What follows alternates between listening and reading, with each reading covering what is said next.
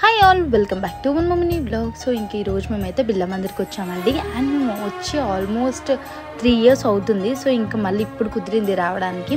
So ఇంకా సడన్గా అనుకున్నాము, ఈవినింగ్ అయితే వచ్చేసాము. అండ్ ఇంకా సాటర్డే కాబట్టి ఫుల్ రష్ ఉండే.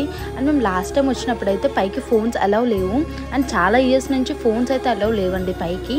బట్ ఇంకా రూల్స్ అన్నీ చేంజ్ చేశారంట, ఫోన్స్ కూడా అలౌ చేస్తున్నారు. సో ఇంకా ఇలా చిన్నగా క్లిప్స్ అయితే తీసుకున్నాను నేను.